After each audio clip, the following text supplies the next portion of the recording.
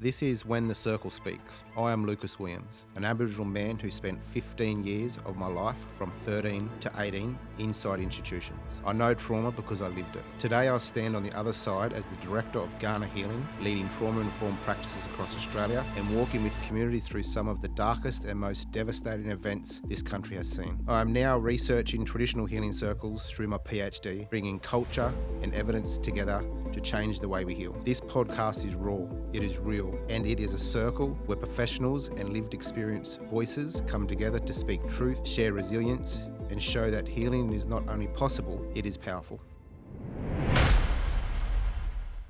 Welcome, guys. Today we welcome Josh Frederiksen.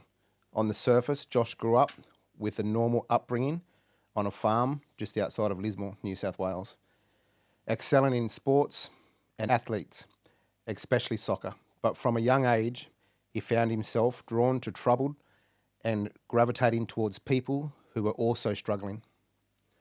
That path led him into drugs and alcohol, and by the age of 20, he was deep in addiction. At 21, Josh entered prison in a state far from home. Yet behind those walls, everything changed. Jail is where he found discipline, boxing, and health again. From there, he went on to fight in the ring, turning professional and winning multiple state titles as well as an Australian title. But with success comes chaos, and Josh eventually faced the inner wounds that had been buried for years. Breathwork became his bridge to healing, guiding him through a painful yet transformative journey that led him to faith, gratitude, and ownership of his life. Now with 13 years sobriety, Josh shares that gift with others through breathwork, retreats, and one-on-one programs. He shows that there is always a way out. Today, he is not only giving back, but also traveling the world, teaching breath as a pathway to freedom and healing. So yeah, welcome to Josh, and welcome into the studio, my brother, and welcome on to When the Circle Speaks. Amazing to be here, bro. Thank you. It's good to catch up again and just chat about the journey, man. It's been a extensive one, and it's definitely been deep at times. 100%, bro. I know I was lucky to catch you on this journey because I know that you're in Australia for a very short couple of weeks. Yeah. And thankful to Social Labs for opening the space up today before you head back off to America. I think it is, isn't it? You're heading to America. I'm heading to Bali, facilitating our first men's retreat that we've got. Yeah, mad. And then I'll be in Thailand just building in the online space. Yeah, mad. Yeah. And I'll be in America later on, Yeah, sweet. All right, we'll get to that, bro. We'll definitely talk about that. That's mad stuff.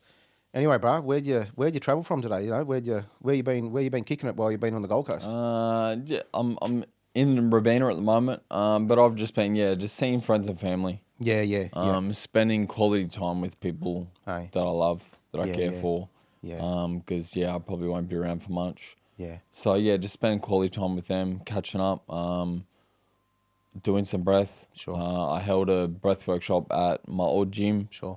Down in Cabrera yesterday, like a sports breath workshop. Yeah, man. And I also have a breath workshop on Saturday. Yeah. In Surface Paradise, which I'll hold space there. 100%. Show everyone how to breathe functionally. Yep. That's my aim, is to show people how to actually breathe functionally. Sure. Using breath as just a relaxing mechanism to regulate our system in our everyday struggles. Yeah, which definitely. is very common. We all know that. Yeah. No, and that's something that you do well, bro. You know, even just sitting in this podcast before we started, you were in a moment of meditation, and I took a short video of it. It was relaxing. Yeah. To watch, because it kind of passes on over to other people. You know, that kind of feeling. All right, my bro. Well, before we step into When the Circle Speaks, I always ask people that come onto the podcast just two questions. Yep. So the first one is, what is trauma? What is it to you in your world, and how would you describe it to everybody around you? Yeah, for trauma, for me, it's something, I believe it's something that was so impactful on either our body or our mind, our subconscious, all the stuff that's really left an imprint in our system. whether it's mind, body, or spirit, or soul, or whatever. Sure. But yeah, like it's really left an imprint, and unless that's addressed and moved through, it's always going to be there. So like that's why the healing space is so powerful. Yeah. That's why it's so transformational. Yeah.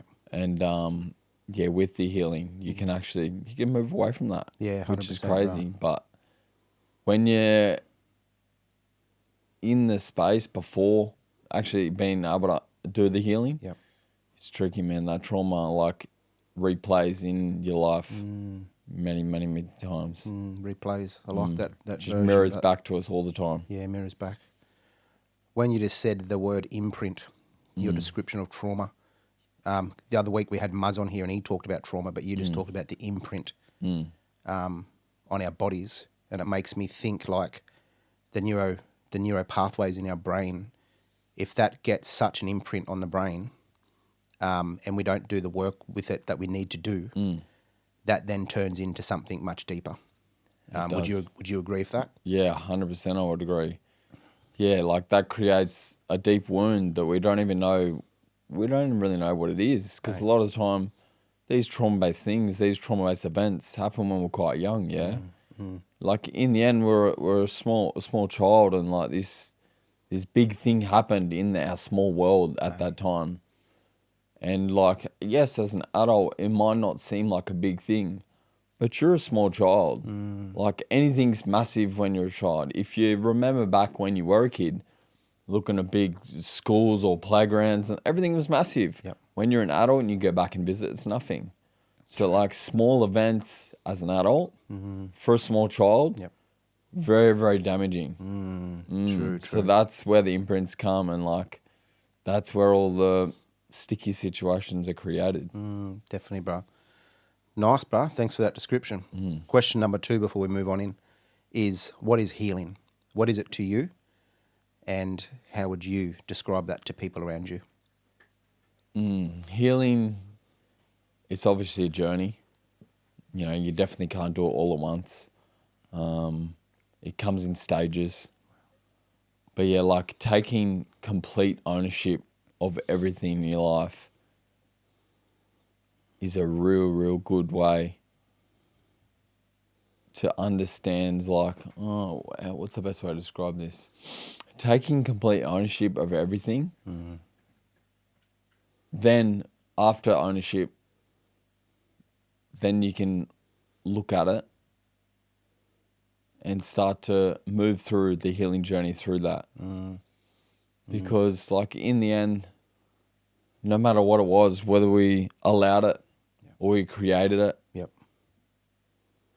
that's still us that's created it or allowed it. So we've got to take ownership of all the stuff. Yeah. No, look, I like your concept around ownership. I know that when I went through my, being clean for 15 years myself, which we'll talk about later, you and I got clean at a very similar time. Yeah. And I remember an old man, actually Greg Telford, he's a family member of mine. He's from Lismore. He was the CEO and founder of a place called Rekindling the Spirit.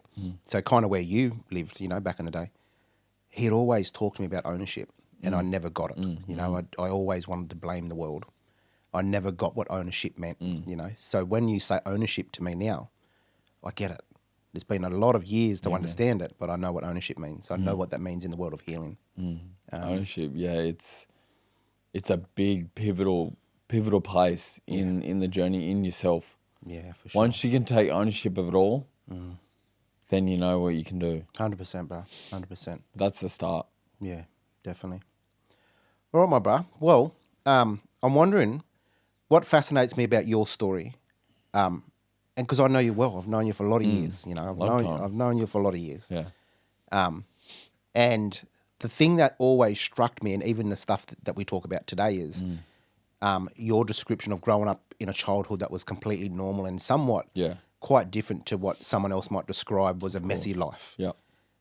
Can you take us on a journey of what that looked like for you as a child, So like, on the surface level, everything looks normal, like I grew up on a farm, like my parents were together at the time.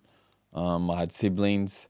Yes, I'd go to school, I'd go do my sport. I was able to do all that stuff, but that's surface level stuff, like everything looked fine.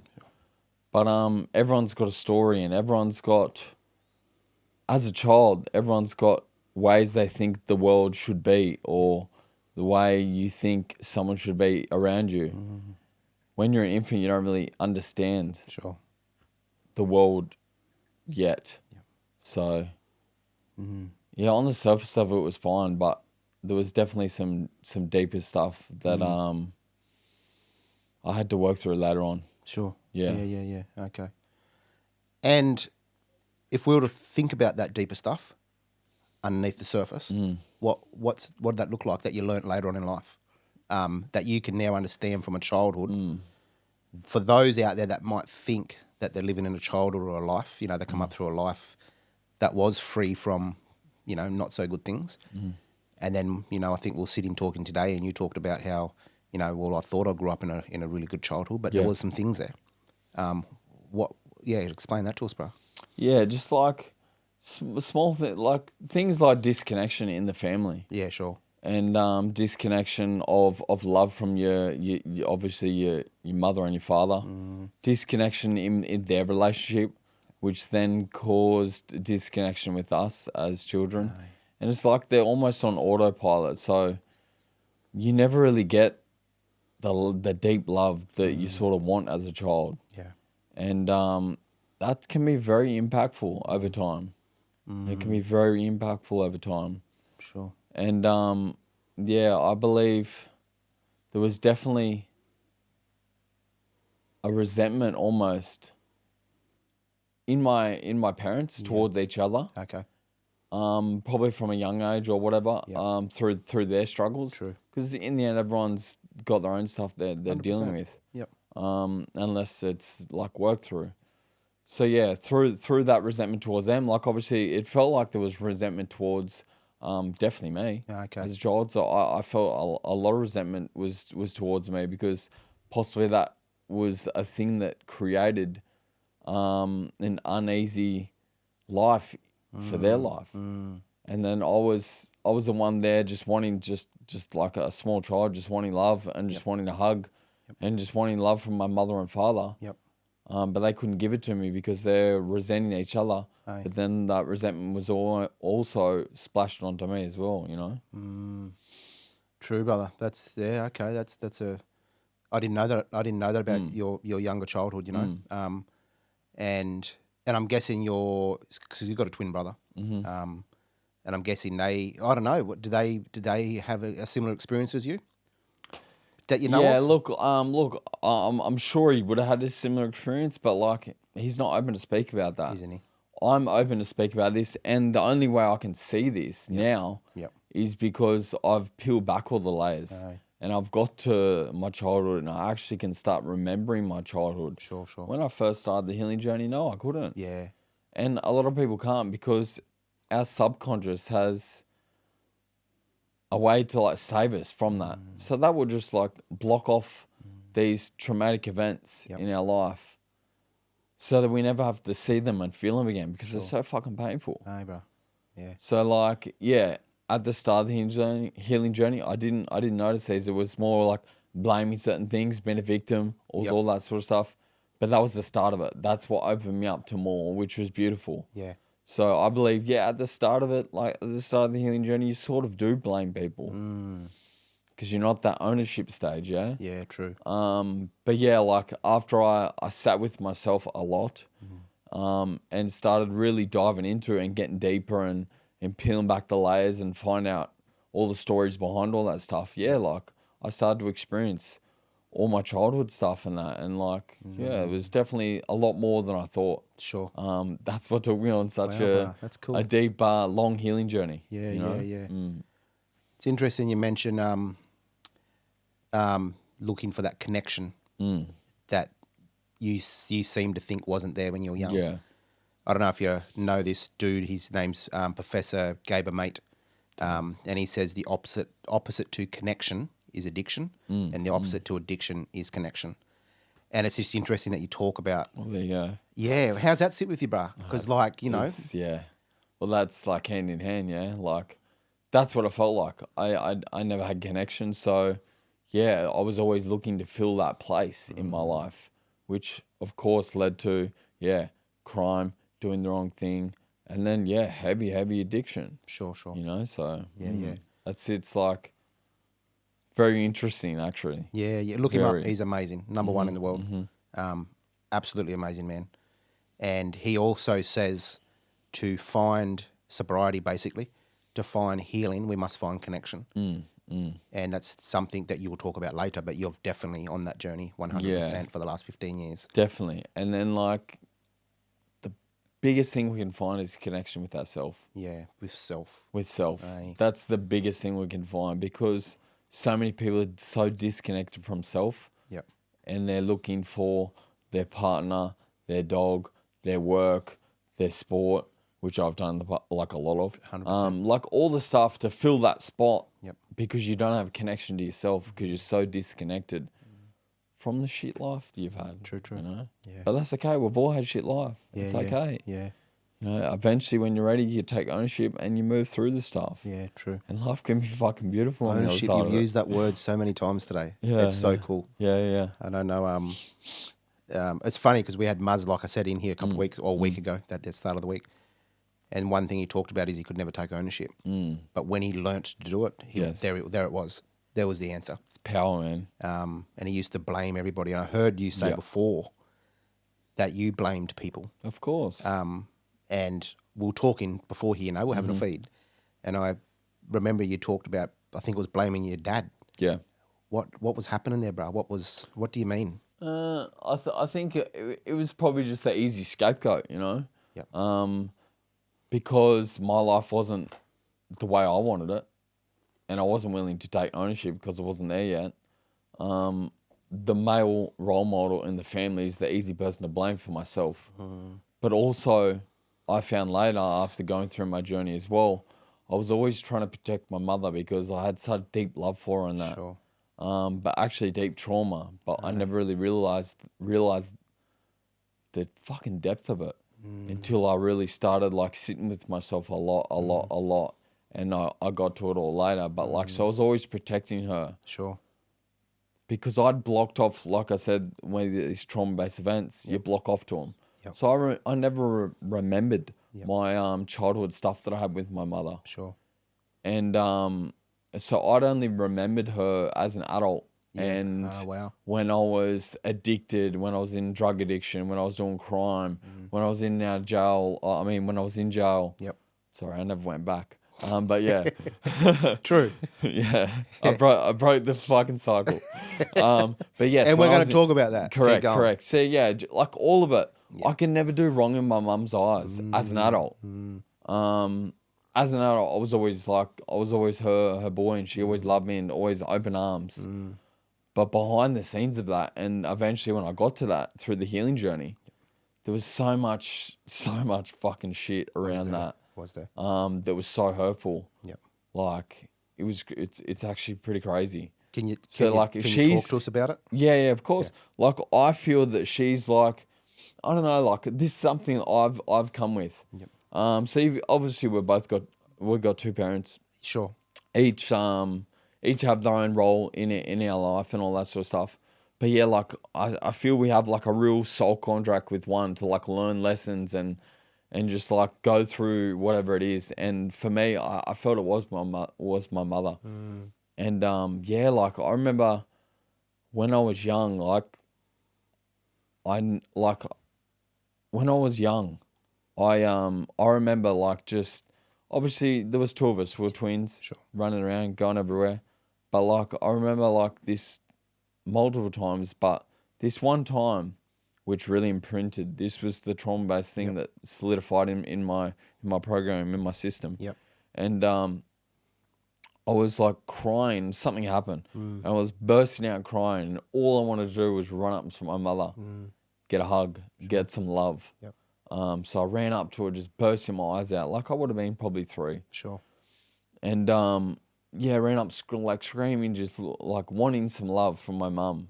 And then like she just, because she was going through so much shit herself, she was just like shooing me away and just like, no, stop it, get away from me. Okay. And like, fucking hell, man. I can feel that now. Bro. As a child, wow. Yep. Like, That's big, bro. fucking hurt, you know?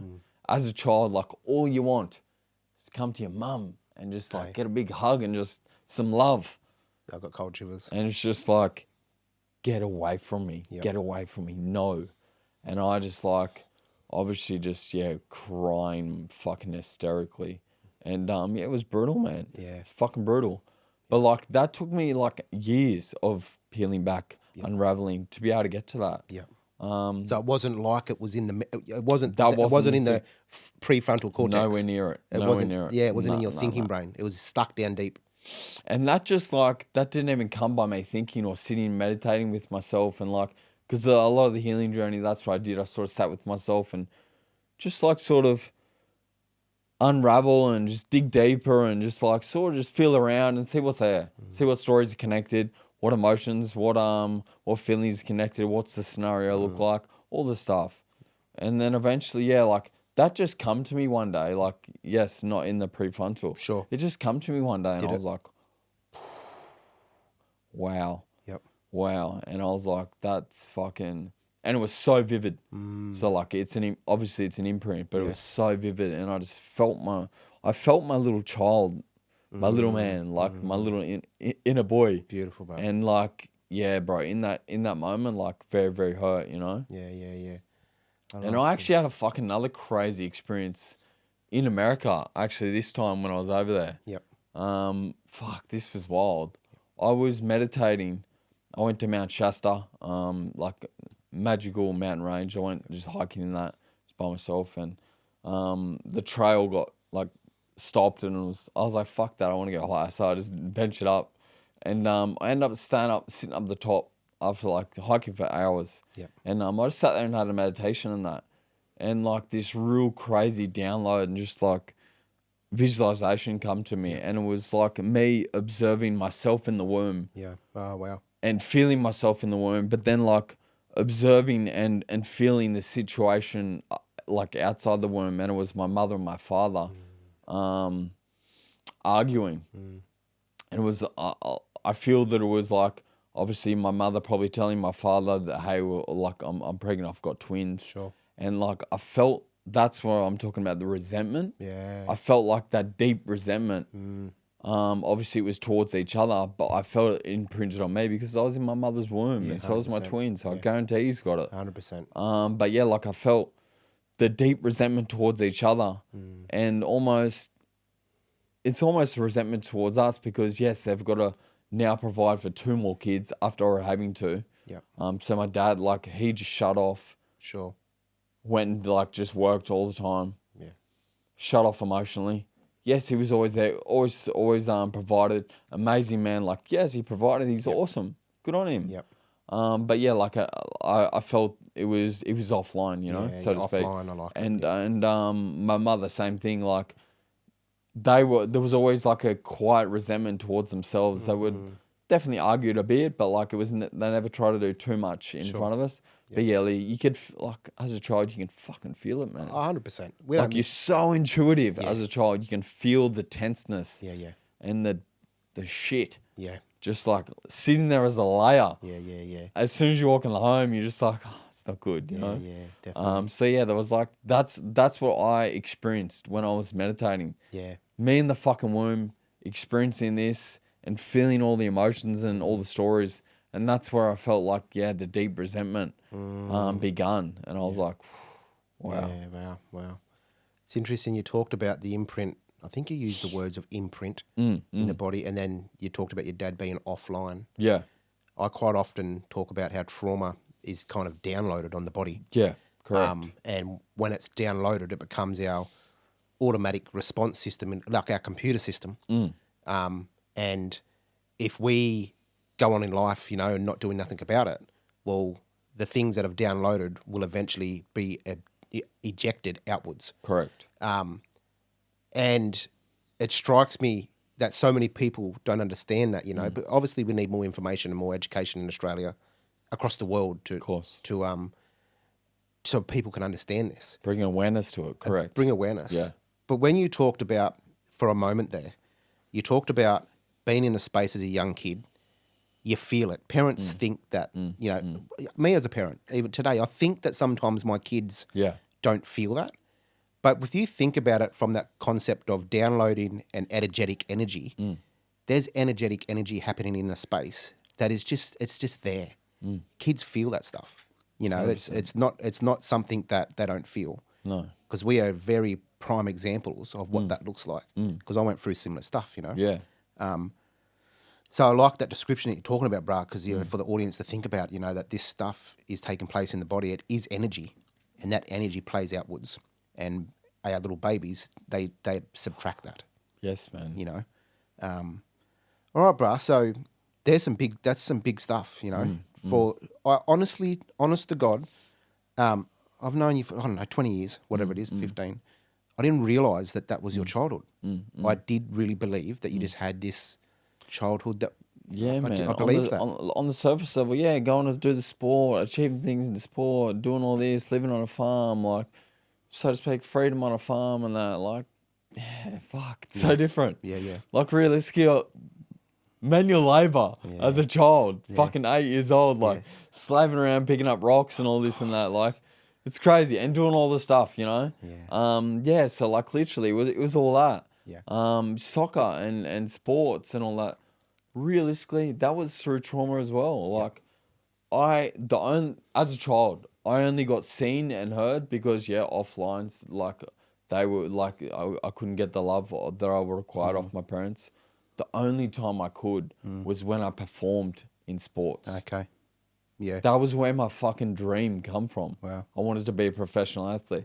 It's the only time I got seen and heard and loved by my parents. Okay. Especially my father, That's huge. So, like, that's where I created this goal, this dream, this vision that I wanted to be a professional athlete.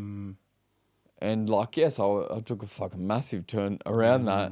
And then I eventually come back and became that as a boxer. Yep. I didn't know this stuff until, obviously, going through the healing journey and sitting with myself and experiencing everything and allowing everything to come up. And I'm like, wow, it's fucking crazy. So, like, again, it just brings you up what Muzz talking about, but you talking about, so you chasing the dream of becoming an athlete was a little bit like chasing love and connection, in a way. Yes, bro. Getting seen and heard and getting love from your parents. Because to achieve that, you're going to be loved. Correct. If I went on to these big things in sports and that, yes, I would get the love from my child, from my parents. Sure. That the child never got, because like when I would go do great things in soccer or athletics, like I would always do really well. Yep. I'd always be in representative soccer teams. Yep. Always getting chosen in the teams, like always doing really well. Like Yeah. and like that was the one time. Yep. That I got congratulated or I got a treat like in the tuck shop or the canteen or whatever. And I got seen and loved for them a few hours after it. Yep. Like it was magic. Yeah, for sure, bro. Because that's all you want. It's the magic you needed all the time. The connection. Yeah. That's all you want. Yep. So I got that. Yep. So that's why I was like, I want more of this. Wow. You know what I mean? So that's where it comes from. Okay. Yeah. And then when I eventually moved away from the sport, like there was none of that. So I found it then in addiction. Yeah. All right, let's go right there. So you moved away from sport when? Like what? Yeah, so like I started like smoking on and off, and I got suspended in year 6 for smoking and on and off, and just always finding people that were probably hurting the same as me. That's all it was. Yeah. They weren't influencing me. We were just attracting each other because we're on the same energy field. Yeah. Well, I know you talk about we mirror Correct. what's happening, and so the mirror mirrors back to us. Exactly. Yeah. So it mirrors back to us throughout our whole life until we eventually want to look at it and be like, I accept. What is this story? What's there to work through? Let's work through this and evolve from that. Sure. Yeah. I found myself, smoking a lot, smoking pot, doing a lot of the wrong things. Started getting in trouble, doing stuff. And then, I think I stopped when I was 15. Like I was smoking the whole time. My last season, just didn't give a fuck. You know, I was in self-destruct mode. Sure. Yeah. And then eventually I stopped that, And then my parents split. Like they split up when I was 15. Yeah? Okay. So like that was quite impactful as well. Mm. It was actually I'm going to speak about this. Yeah, This was insane. Yeah, go for it, bro. Same thing. Same to do with my mother as well. And there was abandonment stuff that come up. So Yeah. like the other thing, like there's been a few different abandonment things Yep. throughout my childhood, and this was a brutal one Sure. when I was 15. So like, yeah, so she just packed up and left one day. Didn't take too much, but just shot through. Yep. We didn't know what she was doing because she never said anything. I just thought she was at the shops or whatever. Okay. So it was fucking crazy actually, bro. Like she'd left, and then like I think I got my older brother to ring up or something. I was like, ring up mum and tell her to bring some food home or bring some chips home or something. It was something like that. It was bring some food home and like because we wanted to be treated. Sure. We just wanted something to eat, you know. Yeah. Every Young- kid young- knows young that. boys- Every kid young knows boys that will memory. know Eh? that. That's Mum's all we coming want. home, get a feed. Yeah. I know So what you mean. it was that, and then it was in that moment that I remember my older brother looking at me and just going, "She's not coming home," like, and I was just like, "What do you mean?" And like there was just a real heaviness in me, and I can still feel that now. Sure. Yeah, for sure, bro. Just like such a heaviness. I was like, "What do you mean?" Like, and it was like bang! It's just straight away. It just triggered that abandonment again. Yep. Because it was like, what? She doesn't want to come home. She doesn't love me. She doesn't want to. She doesn't want anything to do with us. Yeah. Like, what did I do? Yeah. You know what I mean? Yeah, because that's kind of the message in a way, It's isn't it? always the message, bro. Yeah. Because that child, you don't understand life. Yep. So you always you always think you're to blame. Yeah. So I was like, what do we do? And then that just like solidifies that pain from that childhood. And you're just like, what the fuck? And she just left and like literally just brushed us. True. Yeah. In that moment, and just like it was obviously her and my father. Like she held on as long as she could. There'd always been so much conflict between both of them. Yep. For so many years. She held on as long as she could, and then she had enough. She shot through, you know. Yep. And then eventually I went in to live with her. Yep. But that's when she was like the ultimate, you know. She was always open, always giving, like was always sweet. Gotcha. But see, because I think from her story, she felt like she did the wrong thing, so she was so open. She didn't want to cause that hurt again. Yeah. You know what I mean? Because She's trying to make amends. she's trying to patch it up, you know, in a way. Yeah. 'Cause she'd caused so much hurt Yeah. throughout all the years that she didn't want to do that again. For sure, bro. Yeah, so that was crazy, bro. That was I remember that day clear. Do you? Yeah. And big love to your mum because I think mum's passed. Of course, now, yeah. hey? Mum's Big passed. love. She's about 8 or 9 years ago, breast cancer. Okay. Wow. She's an amazing woman. Man, everyone's got struggles. Yeah. Yeah. Yeah. And until you are willing to, ownership, Aye. and move through them, like it's gonna be passed on, and that's sure, fine. I have nothing but deep love for her, and Yeah, she's an beautiful. amazing woman, and that's all I remember her for. These wounds that I've been through, I've just done them for me, and so I don't pass them on to my generation. That's right. It doesn't matter. Yep. Like in the end, we've all got wounds to some extent. Yeah. Like, why do we want to pass them on? Why do we want to sit with these? Yep. And let life mirror back this shit to For us sure, bro. instead of like moving through them and working through them. So it's gone off our lineal of generations forever. Yeah. And you're spot on, bro. I was one of those young fellas that wanted to blame my mum and dad because I was a very similar experience. My mum took off 50 times. Yep. Just abandonment issues, you know. Yep. And what I found in that is I always tried to find a girl that would soothe that pain. Correct. And I used to blame my mum and dad for a lot of years until I come to a place of ownership within my own story for the things that I did to people that I used to try and make out that my parents would do to me. And when I forgave them, then I could start to heal and see my parents for the loving people they were. You know, they'd done their best. Yeah. They tried to do. I know what life's like now. 100%. Life's fucking hard. You know, it's not easy. So, and I'm doing my best. Yeah. So yeah, I get it, bro. I understand it big time. All right, so you get in, I guess, moving up towards with 15. That was 15. Yeah, 15. Yeah, so moving into the more later teens, Yeah, later teens. real self-destruct stage. Yeah, sure. So went through some stuff, and then you moved into Addiction. Yeah. Take us on that journey, bro. Yeah, so I just was real self-destruct stage for quite a while. Yeah. First off, it was partying. Like, it wasn't. It was just self-destruct. Yeah. Self-sabotage, self-destruct. Like, heavy drinking, heavy drug abuse. Like, 15, 16 years old, going out to doofs, like, just taking silly amounts of acid and whatever anyone would throw at me, basically. Yeah. And just, yeah, just like for non-stop for like many days. Yeah. So it was almost an addiction then, but it was classed as partying. Yeah. But yeah, then I found myself one day at a doof actually as well, because I never wanted to smoke ice. I was like, stay away from that one. Like, Sure. it's the fucking bad one. Yeah. True. Eh? 100%. I was like, nah, it's bad. And then yeah, one day at a doof, I was like, fuck it. There was someone there. I'm having a smile because I know. Yeah. what You you know the mean. experience. Yeah, I know you what know you the mean. experience. But I know and you know me. You've Yeah. seen me when I was like that. Yeah.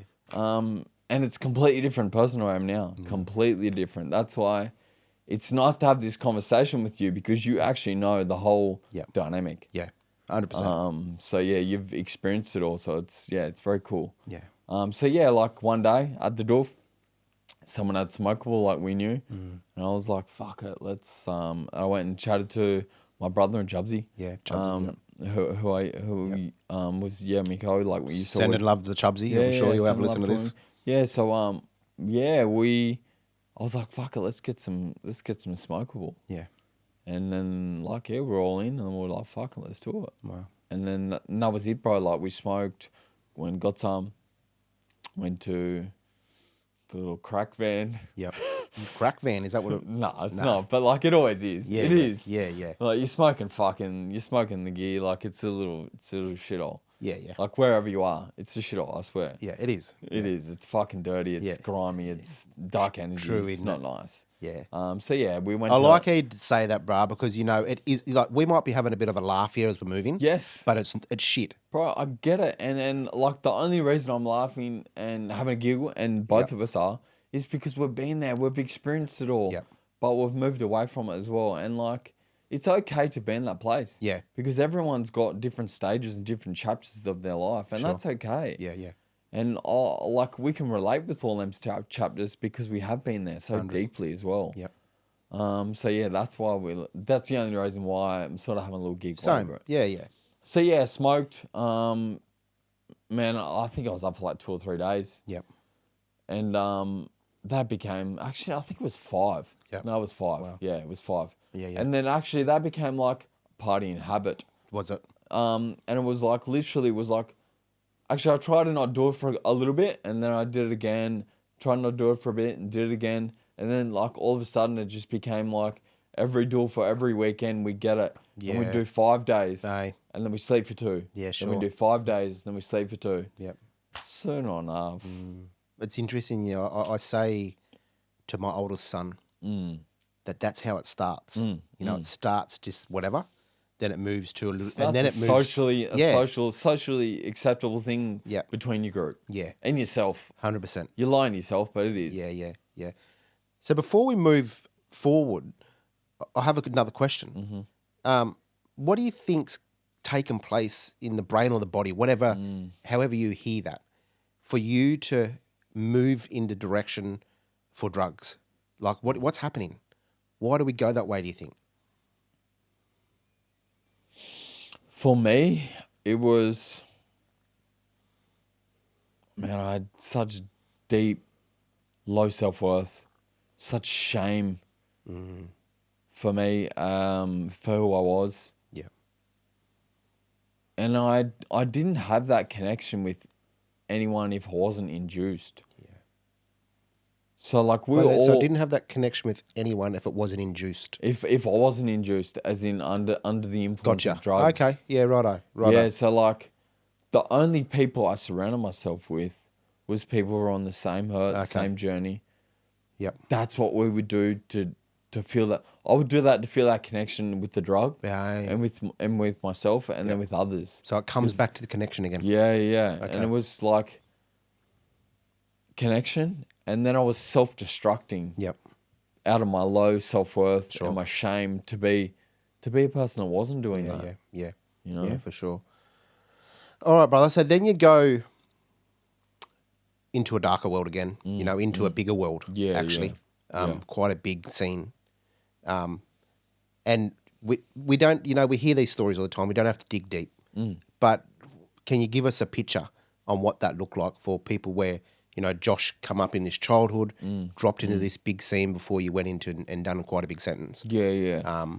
So take us on that journey, bro. What did that look? What was that scene? What did it look like? Darkness. Darkness, self-abuse through heavy drug abuse, mass amount of psychosis, Yeah. and heavy crime to feed my habit because I had no money. Yeah. I was a complete drug addict. Sure. I had no money to feed myself, to put credit on my phone because that's what it was back then. True, it was. Yeah. And to get from A to B, so I would steal cars to get from A to B. Yep. I would do crime to get drug to feed my habit. Yep. Because I was well and truly addicted. And then I'd do crime to feed myself. Okay. Or I'd steal food. Yep. I'd do whatever I had to feed myself on the occasion when I actually fed myself. Yep. Feed my drug abuse. Yep. Feed my drug habit. And cigarettes and credit and all that, like it was crazy. Yeah, for sure, brother. Yeah. So for me, it was just complete abuse, psychosis, darkness. Yep. Started off the pipe. Yep. Started using, started shooting up. Yep. Going to the thick of it in that sense. Yeah. And rolling with some heavy people. Yeah, bro. And just finding whoever I could Yep. to basically fill this void Yeah. that I had inside of me. Yeah. Because I was so drug induced and so empty Sure. Empty. Yeah. that I needed more stimulation. Because I just continually just look for the biggest stimulant. Yep. Always. So it was more stimulation, more crime, more heavier crime.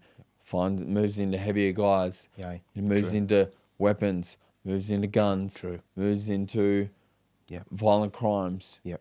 Moves into fucking a lot more darkness, dark entities, dark spirits. Mass psychosis as well. True. Yeah. Not nice. No, yeah. I know it well. And the 3rd of January 2012 is when I got clean. Yeah. It's been 15 years nearly. And I think by memory you weren't too far behind me. Yeah. But prior to that, you ended up doing some time. Yeah. What happened, bro? Because we've spoke about it briefly. But where did the dark place lead you? What did you end up doing? How did you get to jail? You're like, what's that lead up? Yeah, like I lived in so much darkness, so much psychosis, and so much struggle. Yeah. So much struggle. No fucking money, couldn't do anything. Like, there was someone that arose in my life that was keen to do more crime. Yep. More educated crime than what I was doing. Junkie orientated fucking. I like that educated crime. So step up. Meth induced crime. Sure. Like I was always. You know what I was like. I was open arms. What are we doing? Let's play. Yep. So yeah, I found someone like that, and we ventured off up into Brisbane, and like we were offered some work through people, and it was more heavy crime, more violent crimes. Yep. And then I found myself just falling into heavy violent crimes to basically earn money. Yeah. To support myself finally, because I was fucking sick of living in such struggle. Yeah. And I do know that when you say more heavier crimes, that they were heavy crimes, these ones. It wasn't just your normal street, whatever, and it's that step up. It's a scary world. Yeah. It's a scary world up top there. And that's what led you to jail. Yeah. So how long did you do, brother? Like what was the sentence? The sentence, so I'm happy to speak about the crimes because obviously I went to jail for them. So Sure. I I ended up, given some work, and I was like, it was basically go stamp this guy, you Sure. know? So we went and kidnapped this guy. Yeah. And obviously, so to speak, stamped him. Yep. Like gave him what he needed. Yeah. So he learned his lessons, Sure. supposedly. Yep. And like get all the money and gather drugs, money, all the stuff off him. Sure.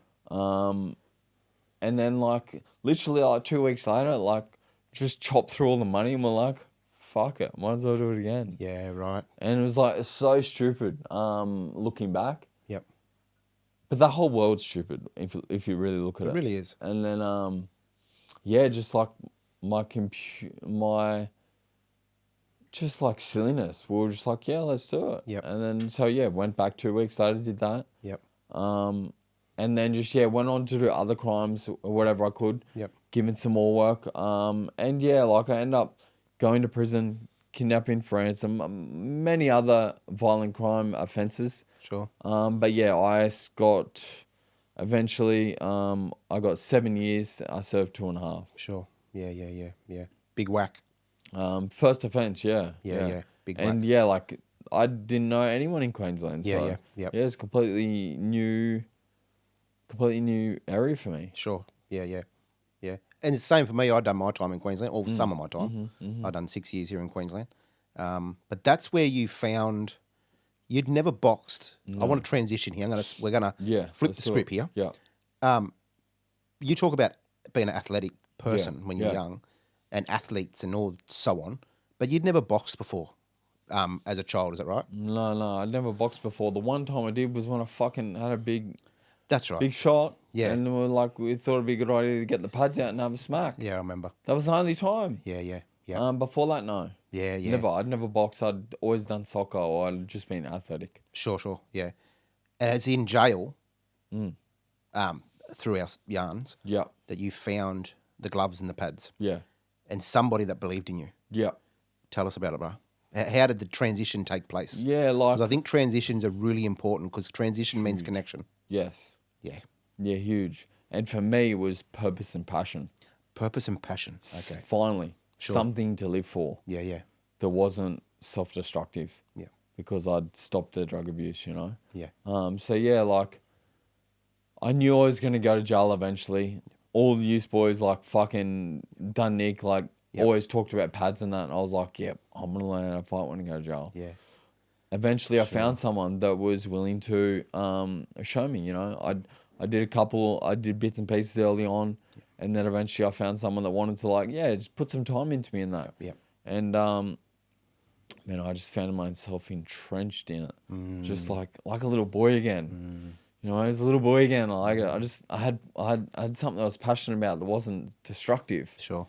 And I was like, my eyes were just open. Yep. And I was like so keen to just learn everything I could. Yep. Man, I had my first spar in jail. Did you?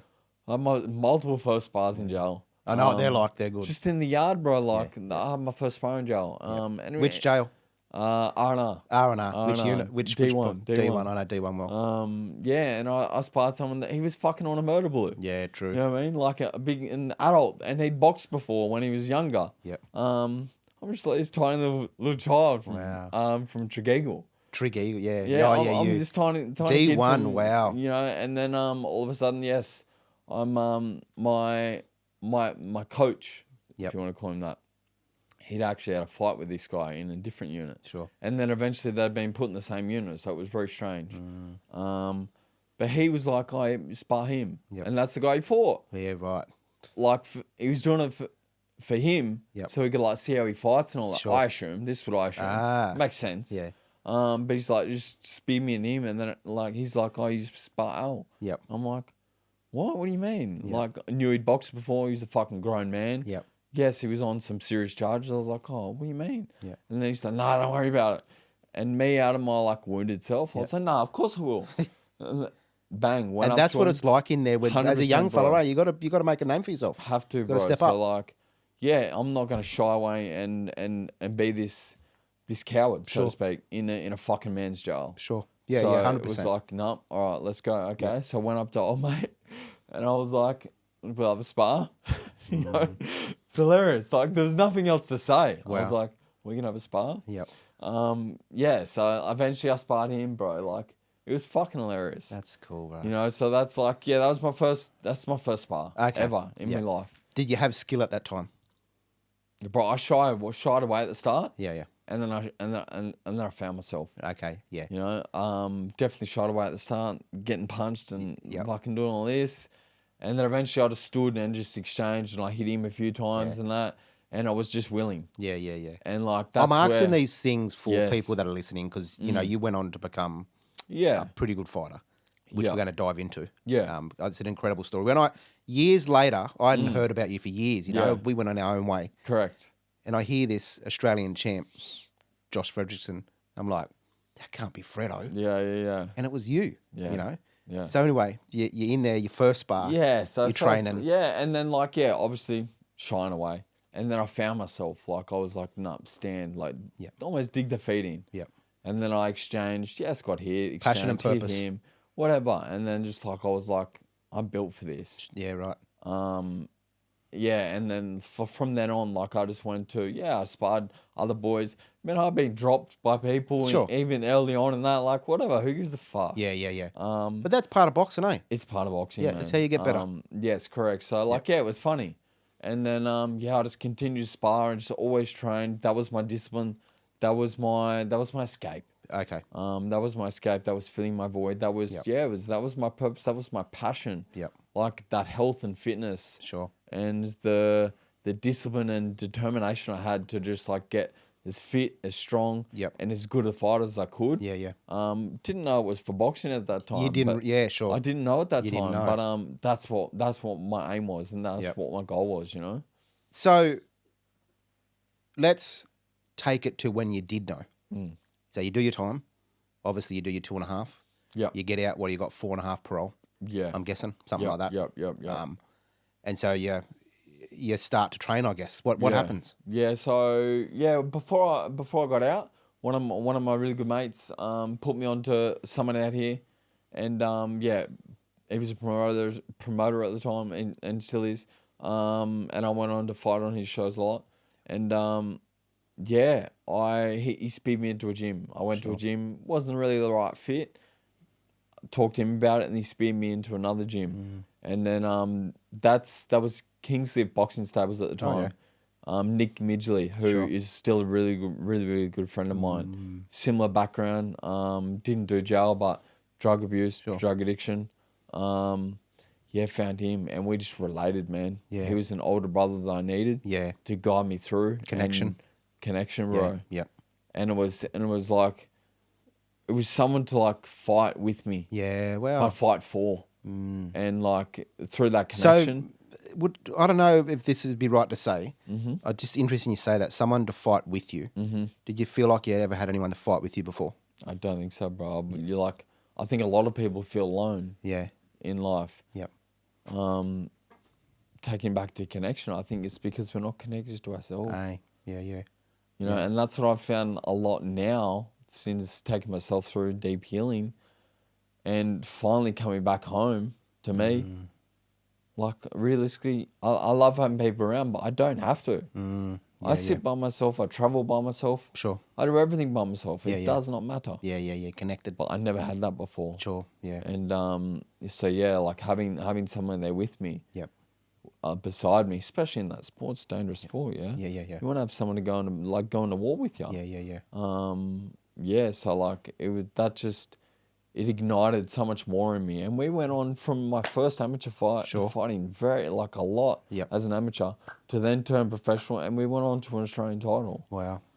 Like, and it was when did I get the Australian title? It was 2018. So Was it? I got out in 2014. So yeah, within 4 years, like. In 4 years, you got an Australian title. Yeah. So I went on to had 29 amateurs in 17 months. I was fighting every week, every fortnight, every 3 weeks. It's insane. Yep. And fighting anyone and everyone. Yep. And I've come to the gym to watch you train, bro. Yeah. You were lethal. Yeah. I've got to say, honest to Yeah. God. Bro, I'm glad I didn't pick on you years ago. I know that. I've always trained hard, and whatever I do, Yep. I like to give my all and, Sure. and do it as best as I possibly can. Yeah, yeah, yeah. And if I can't do it better, I like to learn and do it even better. Yeah, yeah, yeah. And I think you're going for another Australian title, but you broke your hand, eh? Yeah, Something like that happened? was early on. Yeah, I actually broke it twice. Yep. And then the third time, I eventually had the fight locked in. Yep. And then I broke it in the fight anyway. Yeah, that's right. That's It right. was 3 times in a year, but yeah, I broke it in the fight anyway. I broke it 4th round out of a 10-round fight. Yep. But yeah, I was not stopping, bro. Yeah, yeah, yeah. Wasn't stopping. And I know that people can check some, because I've checked your fights out on YouTube. Yeah. So, people can go check your fights out on there. Yeah. All right, mate, bro. Like, I think it's just amazing. Not only am I sitting with Fredo that was, come from that life. I'm sitting with Fredo that's what I'm really proud of. That I'm sitting with Fredo that's one of Australian boxing champs, Yeah. which I think's incredible. I feel privileged to sit here with you. But then you changed it up again, and you went into healing, an essence of breath work. Yeah. And I really like the concept. I want to drop into something. Actually, I have another question. Okay. We were just talking about this before. You talked about discipline, and you talked about that you are waiting to find the one to marry. Yeah. And that you have not been with a woman for a long time. No. And it's about discipline. It is. But it's also about healing. Talk to us about it, bruh, because I know that this is huge. Yeah, it is. It is huge, man. It's really huge for the men out there that think is. that it's, let's just go, muck around. Correct. But there's more to life than that. And it's like, why are they mucking around? Yep. It's to fill a void inside. Hey. Because you're a broken little boy. Yeah. A broken man. Yep. So you have to have these women chasing you, or you have to get instant gratification by sex. Sure. Or whatever it is, you know? Yep. So, like, there's always the story behind it. But, yeah, for me, I haven't slept with anyone it's been about 12 months. And no, I'm not going to anymore until I find someone that I'm really deeply connected with and could potentially be my wife. Yes. Well, you've said that to me a few times, and I've laughed about that, and I think it's beautiful, bro. Like, and you just hit them with the 100%. You just hit them with wife kids scenario. Yeah, 100%. Like, and then they're just off they go. Of course, because like I know what I'm worth now. Yeah. Now I've done healing. I know what I'm worth, and I know what I require going forward. Yeah.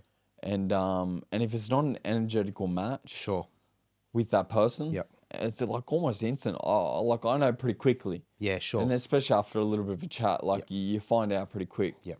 If you're not my wife, if you're not my wife, if you're not my wife, unfortunately, sorry, darling. Yeah. And they can stay friends if they keep boundaries. I'm happy to be friends with anyone, like with everyone. Yeah. Speak if you match my energy and you're good for me and I'm good for you, and I can possibly open some avenues in your mind to potentially explore the healing journey more, or whatever it is. Beautiful.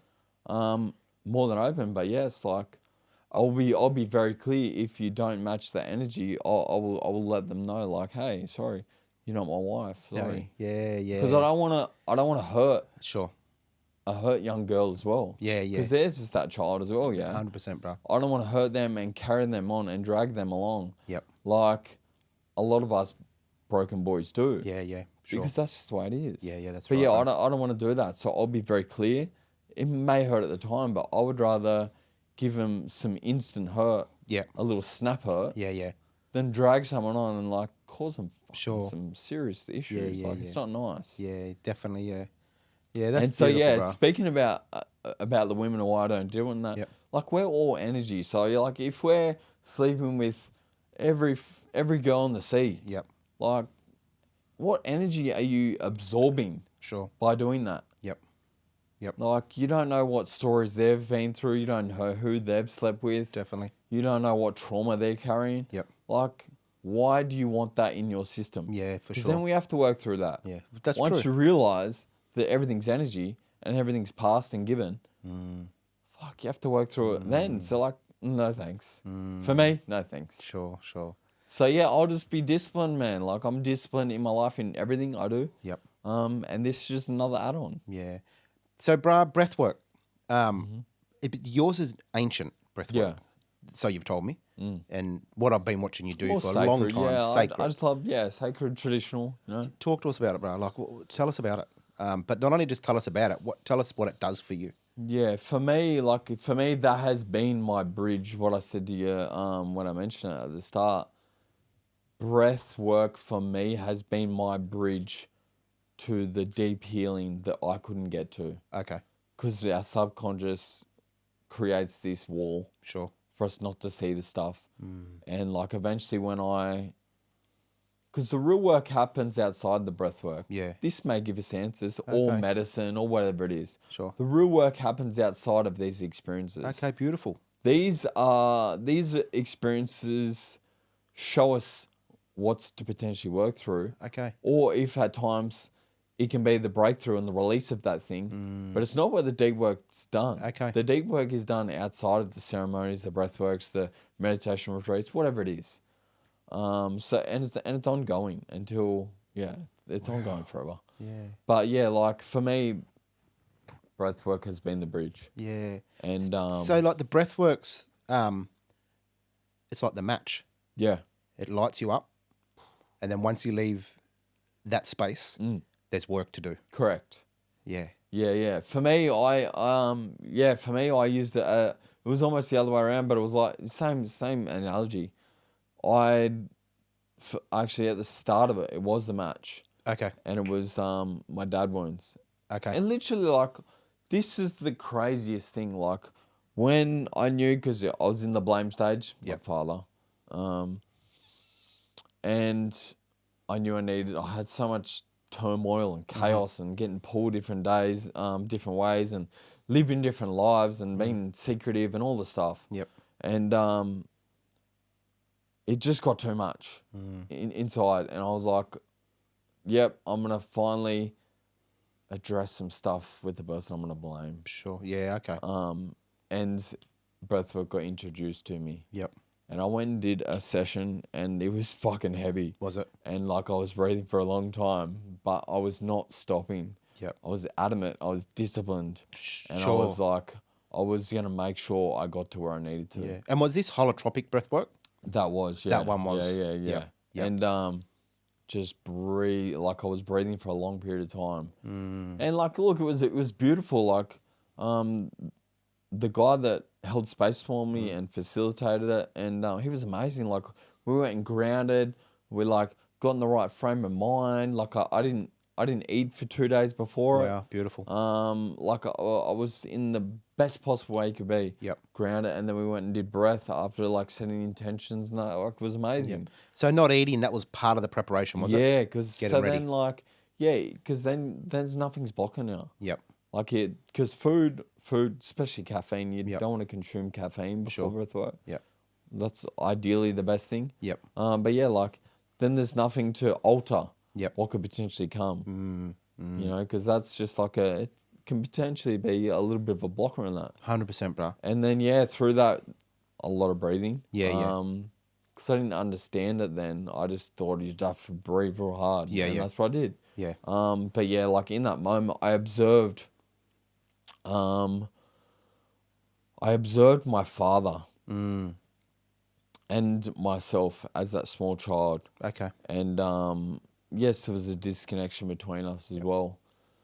But there was obviously multiple times that I'd always try and go get my love from my dad and always go hang out with him, go hang out with him in the shed or go play soccer. Yep. All that was fine. Like, yes, there would have been times where there was something that was like not what I required. Yep. And a bit shit. Sure. But this one time, I remember I was up in his shed because he always used to come home and he'd always avoid the family. Sure. You know, because he was withdrawn. Yep. So he'd always come home from work or do whatever it is. And he'd always go up to the shed and work on his bikes or do anything else but be around us kids. In the sense, you know, he'd always take us to soccer and all that. But for me, that's what it felt like. And in this moment, I went up to the shed. I was trying to get his attention and trying to like play with dad because I was a small child. But he was like trying to do his work and trying to fix his bikes and trying to do all this stuff. And I remember like touching his bikes and fucking touching everything as a small kid as you do. And just like roused on me, like got me in trouble and like really shut me down. And that imprinted, man. Like after a number of times of that happening, in that moment, that imprinted in me, and it was like, I'm not worthy of my dad's love. I'm not worthy of this. And that just like solidified in that moment, and that's what I observed in that breathwork session. Sure. I seen my small child, Yep. the little inner boy that was hurt. I seen my dad and his anger and all his stuff that he carried. Yep. And in that moment, man, I just looked at it from an observer point. Because I seen all dad's stories too, and he was just a broken boy himself. Sure. And I was just like, in that moment, I was just like, I get it. Yep. And then in that moment, I just forgive him straight away. Yeah, beautiful, bro. And it was gone. Yeah, And then beautiful. the anger that I carried and I'd lived by for so long, was gone. Wow. It was gone, bro. That's beautiful. That's powerful, brother. That's really powerful. And I've done breath work as well.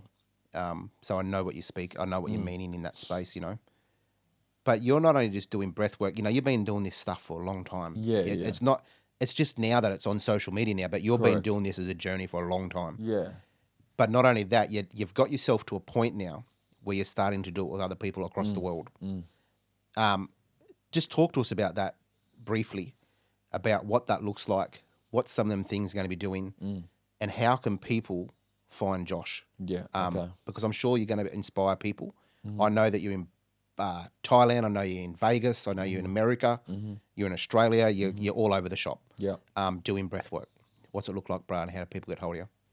Yeah, so I've just started, because I've been on a massive journey myself, but I've been wanting to box, yeah? Yeah. But, yeah, I've been really called to do this, and I know this is where I need to go, so I had to open the doors to it. And then, so I've just created my Instagram page and my company. Sure. Better by Breath Better is by my Breath. Instagram. Yep. And, I intend to live in America whenever that works, whenever I can get there, full time. Sure. So when I'm there, I intend to do some workshops. I did one there last time I was there with my really good friend over there. And I intend to do some there. Thailand, I've got my men's retreat in Bali very soon that I'm facilitating with my very good friend who's got a similar background also. Yep. And he's a men's coach on Instagram. Yep. Ben Lowe. And how do people, if someone's keen to go on this retreat, how can people sign up to it? They can DM me automatically if they want. Yep. Better by Breath is my Instagram.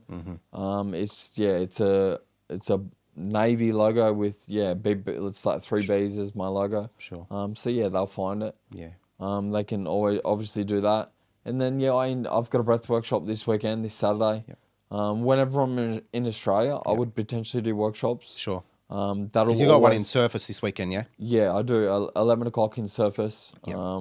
If you intend to come, look at my Instagram. Sure. That has all the details. But everything will be on Instagram. Like retreats coming up, workshops coming up, where I'm gonna be. I intend to do a lot of time in Thailand and build my online space and move into some programs that I'm gonna offer. Aye. I would really love to guide people through the healing journey. Yeah.